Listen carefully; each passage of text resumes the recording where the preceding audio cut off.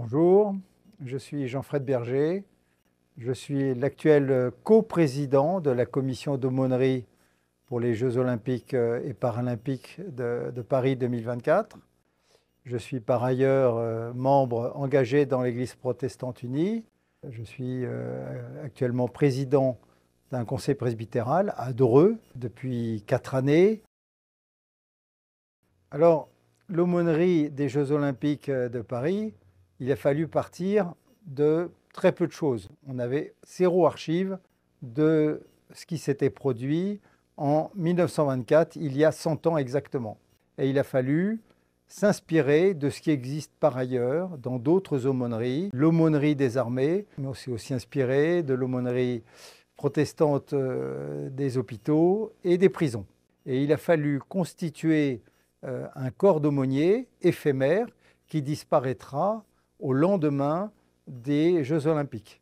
Et puis aussi réfléchir à un cahier des charges et à toute une organisation pour pouvoir fonctionner le plus utilement possible au profit des athlètes. Alors on peut se poser la question, à quoi peut servir une aumônerie, un accompagnement spirituel dans un événement aussi important, mondial, planétaire, tel que les Jeux olympiques? Eh bien, depuis le début, il y a une dimension spirituelle dans les Jeux olympiques. D'abord, dans l'Antiquité, il y avait un caractère éminemment spirituel, puisque lorsque les villes grecques, les cités grecques manifestaient une trêve de plusieurs mois dans leur guerre entre elles, eh bien, elles dédiaient chacun de ces jeux à tel dieu, pour Zeus, pour telle grande divinité. Il y avait une dimension spirituelle dans ces jeux.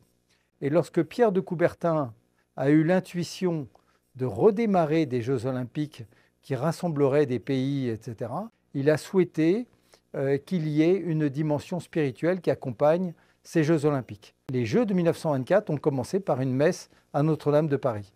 Il y a donc une dimension très importante qui est dès l'origine, qui correspond aussi au message mondial de l'Évangile. Et puis je dirais aussi, il faut retourner la chose, c'est quel est le besoin d'un athlète à la veille des Jeux olympiques ou pendant les Jeux olympiques d'avoir un accompagnement spirituel. Bien, un athlète, il sera non pas enfermé comme un prisonnier ou grabataire comme peut l'être un malade à l'hôpital ou en opération extérieure, mais il est dans une situation toute particulière dans le village olympique et confronté à une série de défis énormes, gigantesques à son échelle. Et donc l'athlète, garçon ou fille, jeune homme, jeune femme, a sur lui une pression énorme. Et cette pression bien, est à la fois psychologique, mais elle peut aussi être manifestée par un besoin de sens, un vide spirituel. Et donc c'est important qu'il y ait à ce moment précis des aumôniers de tous les cultes pour accompagner, pour écouter les athlètes et les aider, soit avant l'épreuve, le jour de l'épreuve ou au lendemain de l'épreuve. Et en particulier, s'il y a incontestablement, on peut se réjouir pour l'athlète, mais il peut aussi y avoir d'un coup une perte de sens.